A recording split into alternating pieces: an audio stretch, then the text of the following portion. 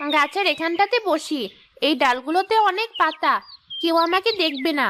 আমিও আড়ালে বসে শান্তিতে বেলগুলো খেতে পারবো।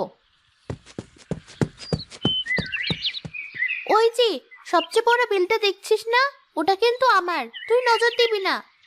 না, ওটা আমার। তুমি আমাকে না বলে ওই বেলটা নিয়ে নিলে কেন? এই বড় বেলটা দিয়ে শুরু করি। বাহ, কি মজার খেতে! আমি যখন বলেছি তখন ওটা আমারই বেল। গাছে উঠে ওই বেলটাতে এখনই আমার নাম লিখে রেখে আসবো। এ কি, বেলটা কোথায় গেল? তাই তো, একটু আগে না গাছে দেখলাম, এত তাড়াতাড়ি উধাও হয়ে গেল। আমরা কি তাহলে ভুল দেখেছিলাম? দুজন একসাথে ভুল কিভাবে দেখবো? থাক, বাদ দে। ওই যে ওই বেলটাও আগের বেলের তুলনায় কোনো অংশে কম না। এই বেল আমার। তুমি প্রতিবারই আমার সাথে এমন করো কেন আপু? একটা বড় বেল আমাকে দিলে কি এমন হবে? তুই ছোট মানুষ, তাই সব ছোট বেলগুলো তোর। আমি বড়, তাই বড়গুলো আমার।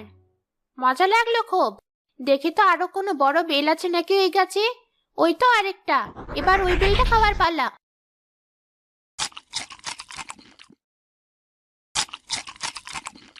না, আমি মানি না, আমাকে বড় বেল দিতে হবে। দাঁড়া দাঁড়া, ওই বেলটা আবার কোথায় চলে গেল? তাই তো, ওই বেলটাও তো দেখছি না। আপু, তুমি আমার সাথে চালাকি করছো না তো?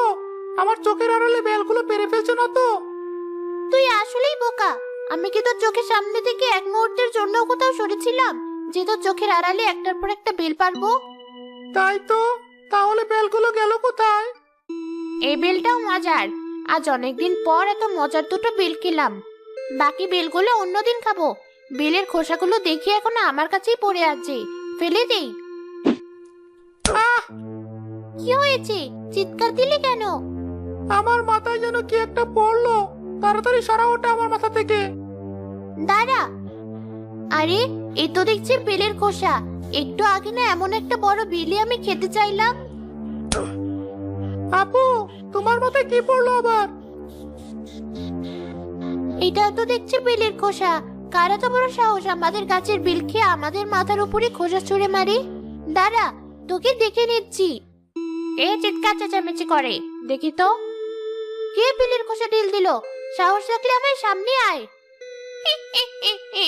এই মেয়ে আমাকে সাহসের কথা বলে। দিনে দুপুরে গন্ডগোল করতে চায় না বলে তোদের সামনে যাচ্ছি না। রাত হলে তোদের দেখিয়ে দিতাম। যাই হোক, বেলগুলো একবার পেকে গেলে তখন আসবো আবার এই গাছের বেল খেতে। আজকের মতো বিদায় হওয়াই ভালো।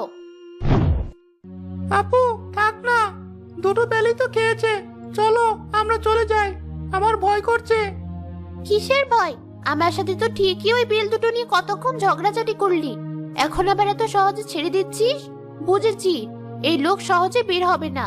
মায়ের কাছে গিয়ে বিচার দিতে হবে। চল।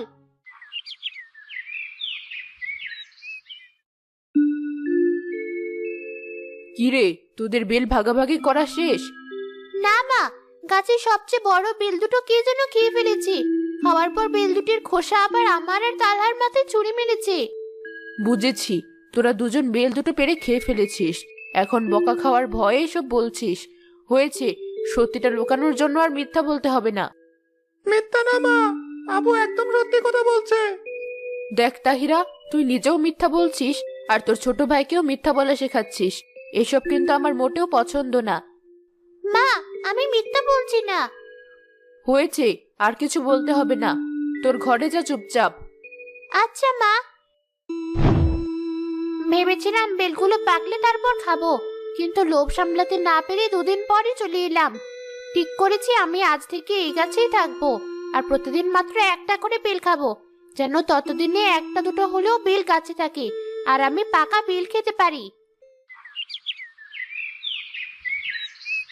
কি হলো আপু? তুমি বারবার গাছের দিকে তাকিয়ে কি গুনছো? কি আর গুনবো, বেল গুনছি। কাল যতগুলো বেল গুনেছিলাম তার থেকে আজ একটা বেল কম আছে। বলো কি, তুমি ভালো মতো বেলগুলো গুনেছো কি? কয়েকবার করে গুনেছি। কালকের ঘটনা আর আজকে গাছে বেলের পরিমাণ দেখে আমি নিশ্চিত কেউ আমাদের বেলের উপর নজর দিয়েছে। সবগুলো বেল শেষ না করার আগ পর্যন্ত ওদের শান্তি হবে না। মা যে কেন আমাদের কথায় বিশ্বাস করলো না। কিভাবে করবে বলো? আমাদের বাড়ির চারদিকে দেয়াল, দেয়ালের ওপর আবার পেরেক লাগানো। মানুষ তো দূরে থাক, পাখি বাদে কোনো প্রাণীও ভেতরে ঢুকতে পারে না। ফল চুরি করবে কিভাবে? ঠিক বলেছিস, এই বেলচোরকে আমারই ধরতে হবে। আরো কয়েকদিন দেখে নিশ্চিত হই, তারপর ধরবো ওকে হাতে নাতে। প্রতিদিন ঘুম থেকে ওঠার পর তাহিরা গাছের বেল গুনে একটা বেল কম পেত। গাছের সব বড় বেলগুলো প্রায় শেষ হয়ে যাচ্ছিল। একদিন শাকচুনি তার কাজে বেল গাছ ছেড়ে বাইরে গিয়েছিল।